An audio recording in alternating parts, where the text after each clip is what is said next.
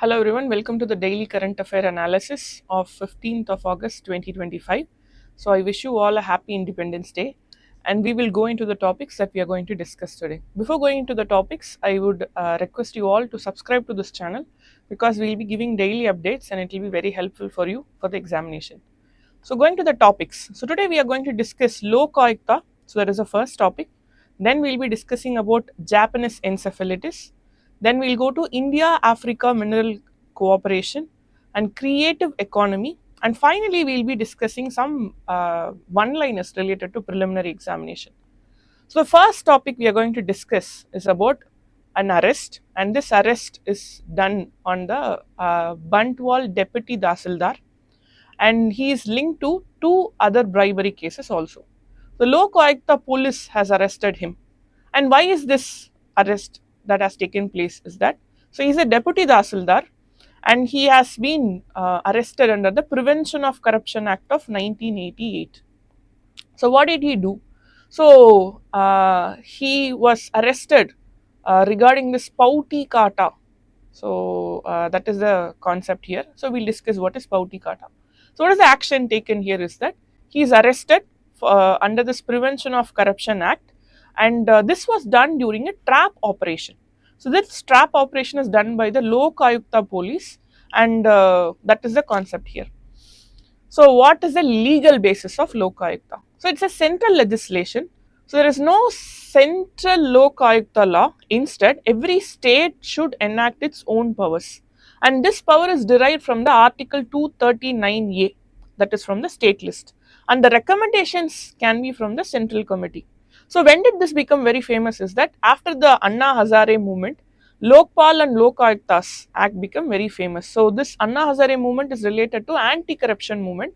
So it became very famous around 2013, and following that only these acts were coming into picture. So what does this act mandates? Lokayukta and Lokpal Act. So it mandates the states to establish Lokayukta within 1 year of the act's commencement time, and the structure, powers and jurisdiction are defined by the respective acts. Since it's from the state list, the powers are derived from the state list, and the act is also brought by the states. The states can decide based on the state's nature, they can decide the structure, powers and jurisdiction of the acts. So this can be a question. So the act has to be uniform or not, all these can be changed. So composition. So Lokayukta, see the concept here is for Lokpal we have a central legislation. Lokayuktas for the states. So for Lokayukta only we have state-wise act. This is something you should know. The difference between the Lokpal and Lokayukta. So Lokpal takes care of the central government and Lokayukta is based on the state government. So Lokpal we have a central legislation, but Lokayukta is based by the states. So the states will come up with the act. So composition. So the Lokayukta, again as we mentioned, it varies from state to state. Since we are discussing a case related to Karnataka, we are taking example of Karnataka here. So it has Lokayukta, then it has Upalokayukta, and Lokayukta is headed by a retired High Court Chief Justice or a Supreme Court judge. Whereas Upalokayukta, it has one or more, usually retired from High Court. So you can see the difference. Lokayukta has a retired High Court Chief Justice, whereas for Upalokayukta, you have usually retired High Court judges, that's all. And who appoints them? The governor appoints them after the consultation with the Chief Justice of High Court and the leader of opposition. This is very important. So this is the the committee which appoints the Lokayukta members. So next, talking about the jurisdiction and powers, we should understand that Lokayukta does not have the power of a court. So what Lokayukta can do is they can investigate and recommend and submit reports to the competent authorities. So they themselves do not have any judicial powers. So what do they do is that they investigate allegations of corruption, maladministration and misuse of powers. So who will come under the purview? So who can be investigated, who can be arrested is the state ministers, legislators and also the public servants. It also includes any officials of state run bodies. So that is a concept. So state, so we have the fundamental rights, Article 13, which defines state. So similarly, under this act also, any state run bodies and the officials belonging to them can be arrested under this Lokayukta Act. So, what is Pauti Kata? I told you in the starting that I will explain you. So, Pauti Kata is a local term. So, what does that mean? It is the term for property revenue record mutation in Karnataka. Like there is a property record and you want to change anything related to it. So, that is what is this Pauti Kata. So, this is very important for ownership proof and tax assessment. Like if I'm using it somewhere where I have to prove that I have the ownership. So, this Pauti Kata is very important. And what is the role of Lokayukta in governance is that, or the Pauti Kata in governance is that it delay in mutation and corruption in revenue department is a persistent grassroots government issue. So, because these register office, sub-register office are like the ground level officials who take care of these registration purposes, specifically the property related concepts. So, what happens here when it gets delayed? So, to here, what is a major concept is that to do the work which has to be done normally, generally the officials are demanding bribe. So, this Lokayukta Act will take care of it. So, next topic we are going to is regarding Japanese encephalitis. So, Japanese encephalitis vaccination in 7 more districts and more than 27 lakh children is covered with a single dose.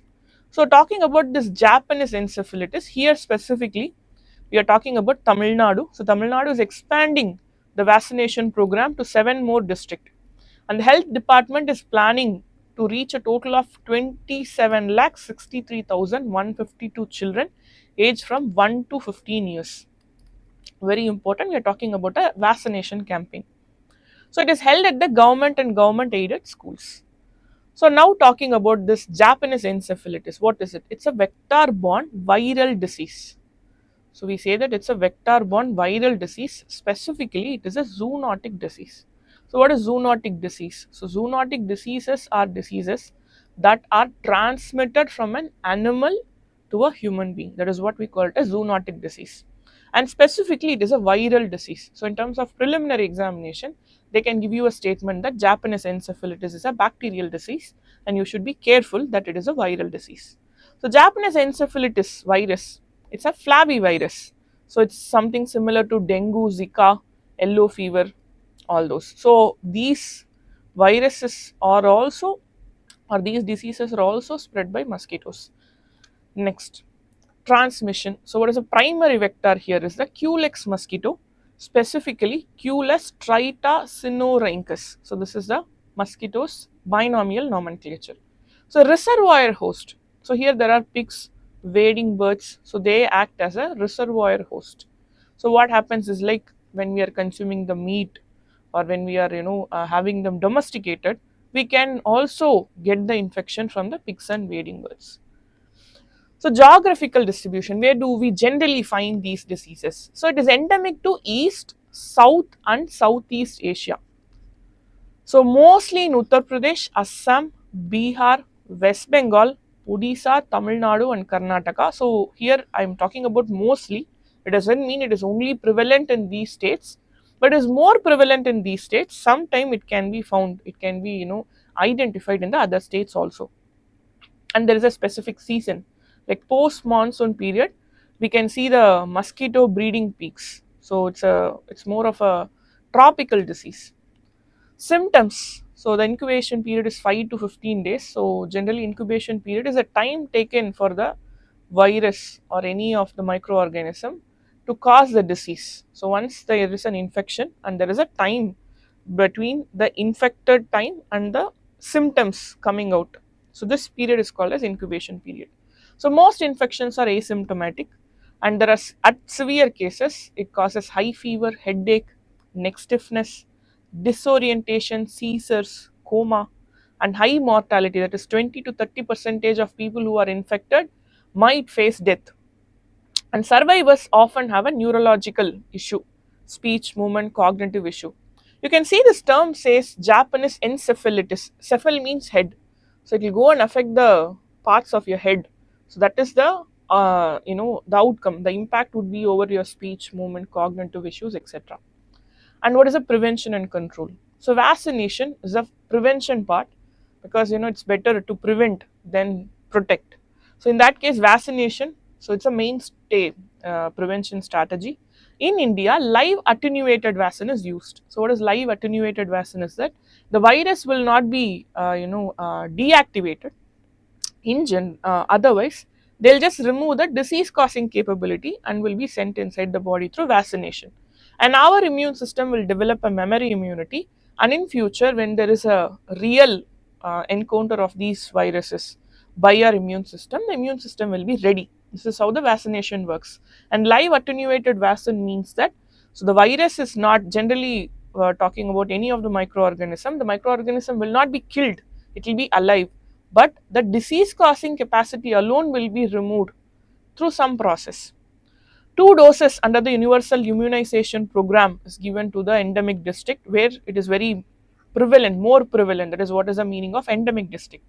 And first dose is from 9 to 12 months, and second dose will be given in 16 to 24 months, which is 9 to 12 months is the first year, 16 to 24 is the second year.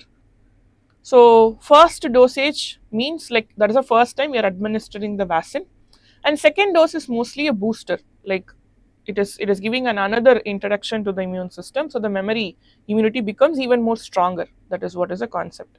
So catch up campaigns for children up to 15 years, sometimes they might not have taken it at the age of 1 or 2. So what happens is they will be going till 15 years of age in the high risk areas. That is the catch up campaigns.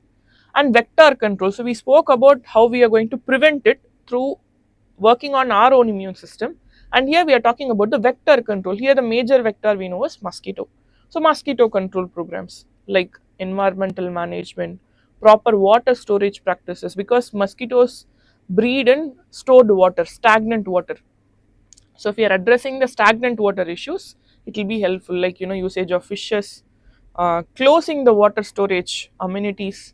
So all these things can be used, or usage of larvae sites, killing the larvae of the mosquitoes. So that can be also used as a prevention mechanism or vector control mechanism. And we have to give health education awareness campaign, personal protective measures, like we should take care of ourselves, applying mosquito repellents, usage of mosquito repellents at home, avoiding using full covered like full hand shirts or pants during these mosquito season. This might help. And also animal husbandry measures, since we just saw pigs and birds can spread, and taking care of the spread through them also will help. And what are the government initiatives? So National Center for Vector-Borne Diseases, so that is a major center which takes care of these initiatives. And we also have this prevention and control vaccination mechanism, specifically with respect to encephalitis syndrome. And what they focus on is early case detection, because earlier the detection is, easier the treatment is. Because later on what happens, the impacts will be higher, so treatment might become very tough, the mortality will increase. Also referral and case management, disability support and rehabilitation. So these two are treatment and this is rehabilitation. So the person has been affected, the treatment is done, but the impact might have become permanent. So we saw speech impairment and other issues. And for those people who have a permanent impact, they have to be rehabilitated. So whenever you are looking at any disease based issues, you please look at this perspective also.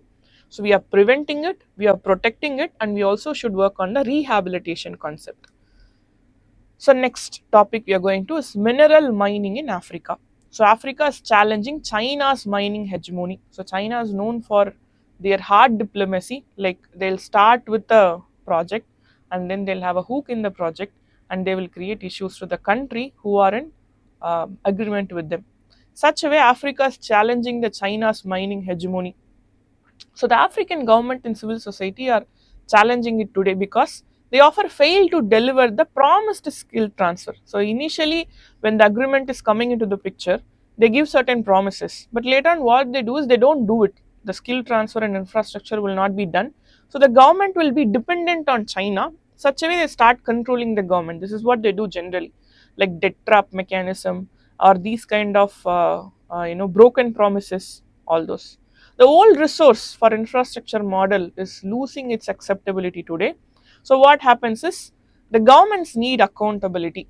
So, and also economic sovereignty in Africa is very important, because see here, the term economic sovereignty, generally sovereignty means a country should take care of their own decisions, and that decision should come from internal concept, and any external force should not influence the decisions. So that is what is general sovereignty.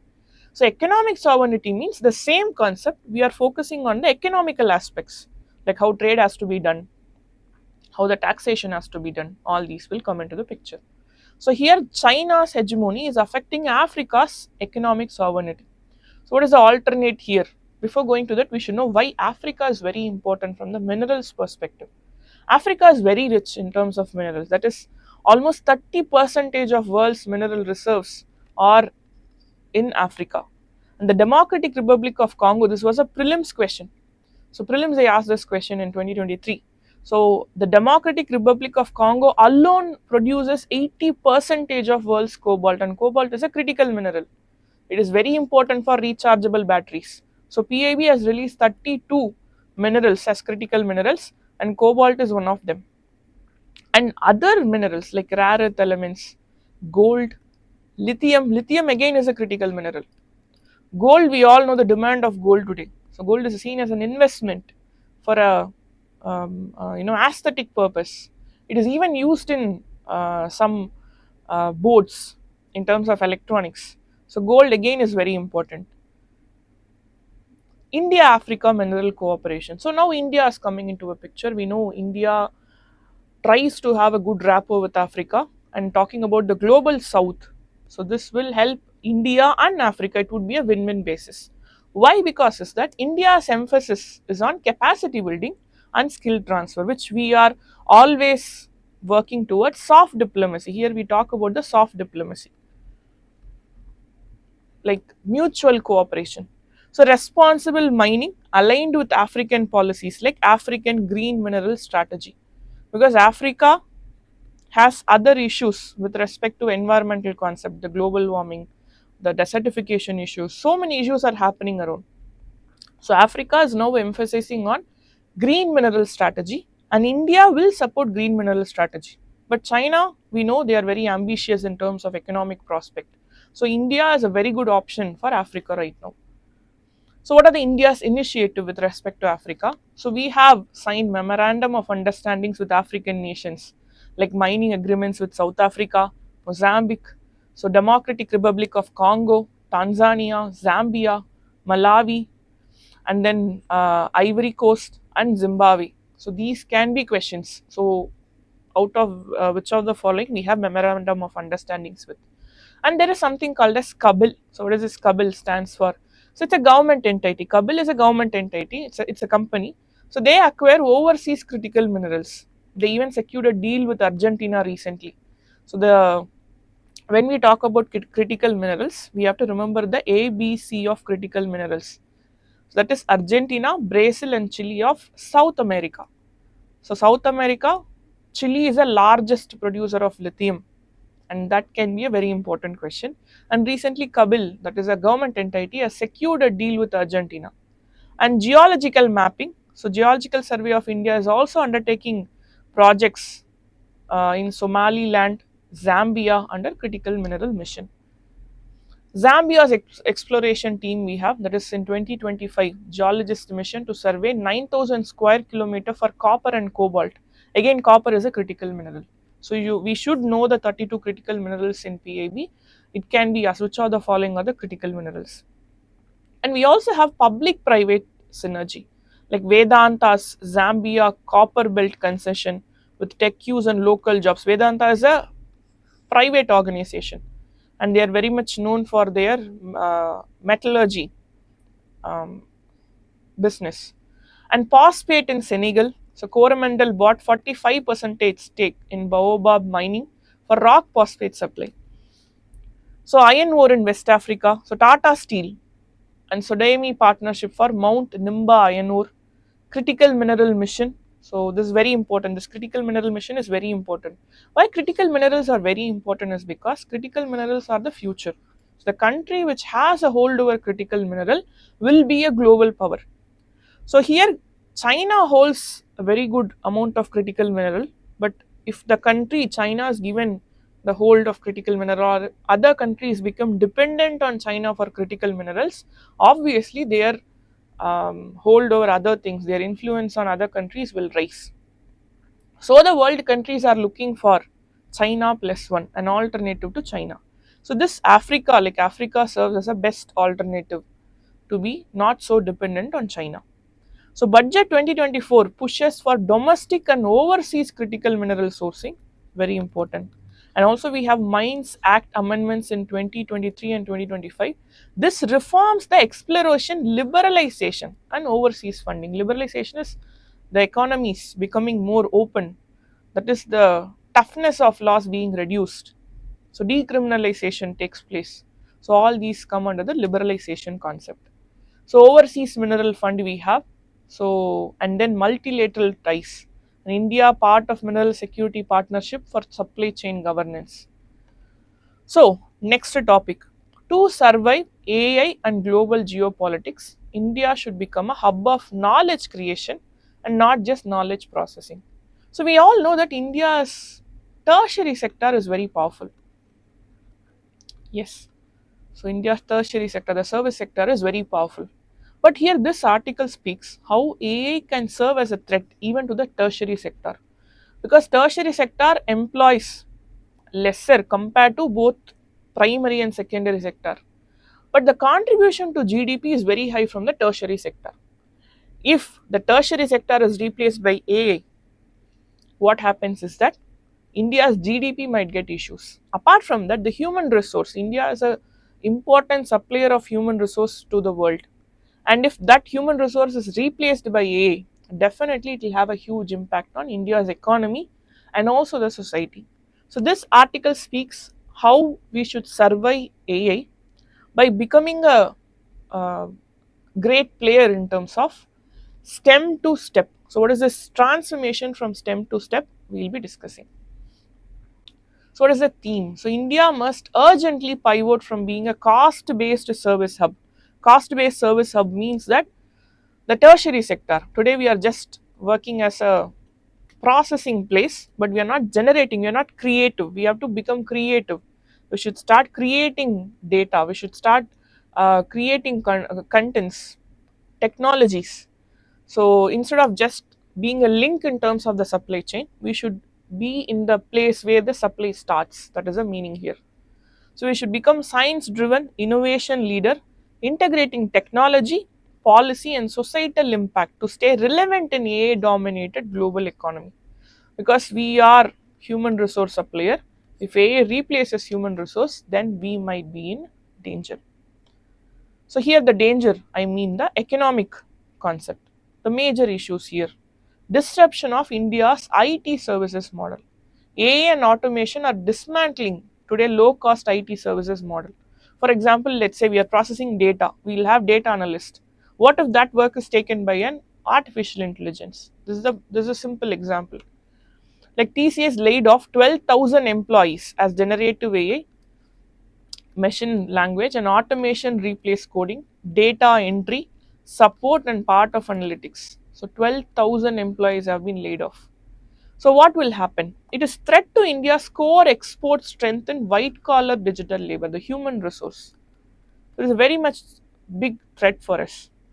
And what we should do is we should move towards innovation, high value output. So what do I mean by high value output is that we should become irreplaceable. That is the meaning I'm talking about here. So AI should not be able to replace the human resource we are offering. So what we have to do for that is that, and one more example we can talk about here is replicating China's 1990s manufacturing led growth. This is also one concept. So on the service sector part, we have to create human resource which who becomes irreplaceable. On the other hand, we also have one more concept that we should look into, that is a secondary sector. So our GDP should be contributed more by the secondary sector so that any change in the tertiary sector will not affect much of the GDP. So like Vietnam and Bangladesh today are become low cost manufacturing. They have become very famous. Vietnam's growth in terms of economy is an example and a model that we all should follow. Automation, smart factories, robotics cut demand can be increased. Cheap manual labor, instead of cheap manual labor, we can go for smart factories. And manufacturing GDP share just 14 to 16 percentage. See, we can expect more than 60 percentage from tertiary sector, the contribution to the GDP. But manufacturing sector, they say only to 14 to 16 percentage, which is very much lesser. Not even, I mean, more than half. So the reduction is more than half. So implication, what does it happen? So low wages, competing on low wages will become common, and India today should work on the high tech, high value manufacturing process. So what is the reason?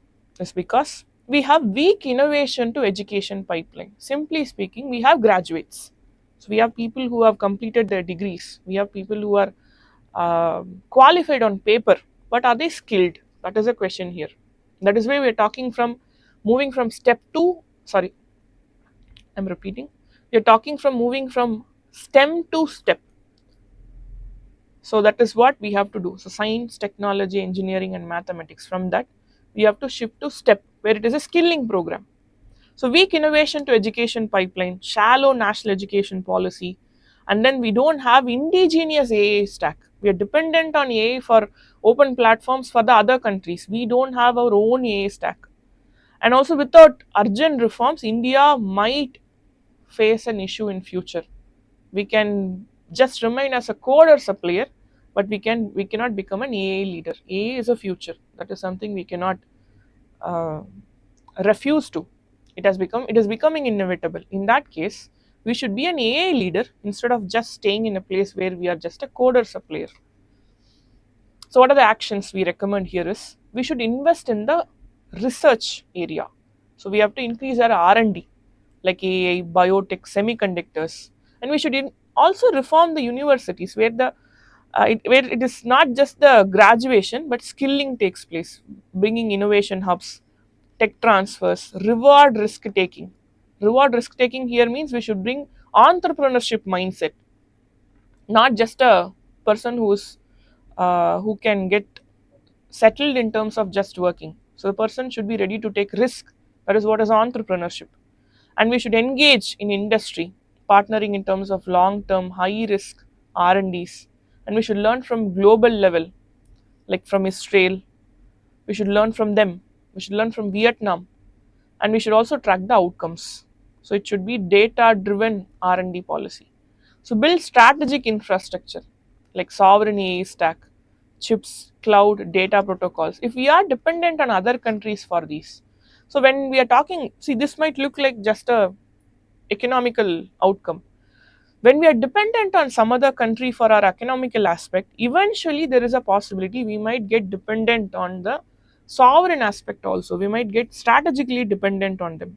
Like why the countries are fearing China today, this is one of the reason. They have their own AI stack, they have their own chips, they have their own technology, they are holding critical minerals. So this is the right time that India should start working on this. This is a very good mains question we might expect in the examination. And what have we done? So we just discussed what are the recommended actions. So what have we done already? So we are investing in science today, like quantum mission, semiconductor mission, and we also have BIRAC biotech funding. All these are the investments made today in terms of science. And we are bringing university reforms.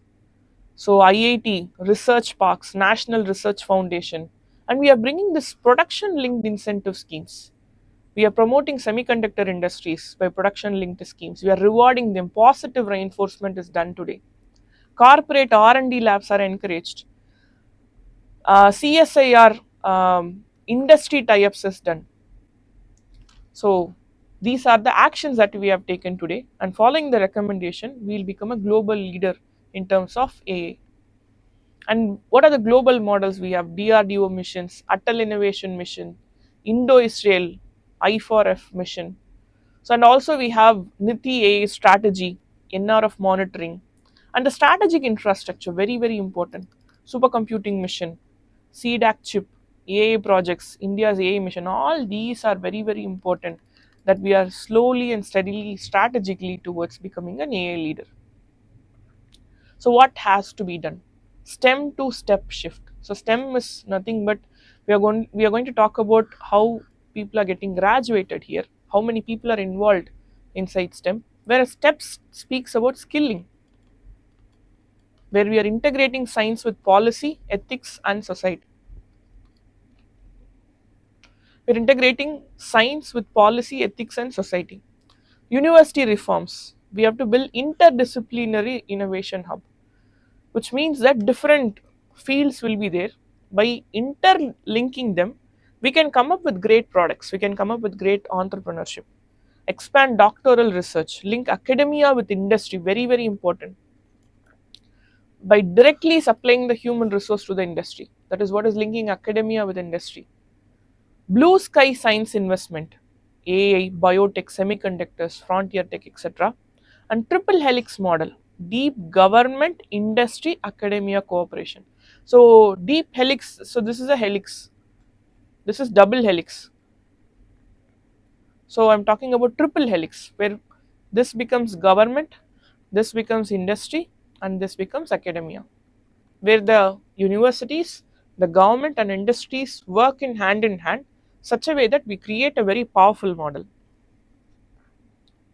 So, coming finally to the prelims bits, so we have to talk about the important factual data that will be very helpful for the preliminary examination.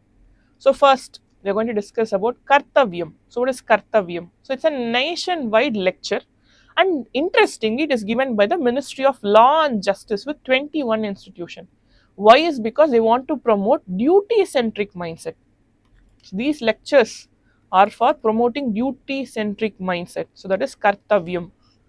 Next is Niryat Disha. So Niryat Disha is an export promotion mission scheme, and this is to help the exporters to meet the compliance norms and enhance global market access. Compliance norm is the rules and regulation that has to be followed so that they become eligible for export. That is the concept here. Next is Digital Agriculture Mission 2024. So this initiative is by the Agriculture Ministry to strengthen digital agriculture through the infrastructure like AgriStack, Krishi Decision Support. Basically, it is a mission by the Ministry of Agriculture. This is an important one mark. This can be asked. Digital Agriculture Mission is under which ministry? And what is the objective? This is to support the digital agriculture through infrastructure, digital infrastructure like AgriStack, Krishi Decision Support. So Krishi Decision, Krishi is farmer. So to help the farmer to take better decision, this will be a good option. We have AgriStack. What is AgriStack? So it was initiated in 2021. It's a farmer-centric digital infrastructure by the Ministry of Agriculture under the Digital Agriculture Mission. It has registries of villages, maps specifically, what are the crops grown in villages, and the farmers, who are all the farmers. So for example, if I want to purchase something, or if the farmer has to find out something, they can just go to the AgriStack and take the information from. So this will bring in more visibility to the farmers and better decision making also. Next is WaveX, is a startup accelerator by the Ministry of Information and Broadcasting to foster innovation in media, entertainment, and language tech through hackathons, mentorship, and contests like Bhasha Setu, Kala Setu. Setu is bridge. So generally, when you see the term Setu, Setu means bridge. So it connects. So that is what we call it as Bhasha Setu, Kala Setu. So this will help in terms of improving the media, in terms of innovation, entertainment, language text, because the innovation economy, it's a future. Like today, India, in the era of social media and the era of digital media, there is very high demand for innovative contents. So this WaveX platform will help in terms of accelerating the startups, and very importantly, it is by the Ministry of Information and Broadcasting. So thank you so much. Today we have discussed many topics. If there is any doubt, please post it in the comments, and also do not forget to share it with your friends, and please do subscribe for continuous updates. Thank you so much.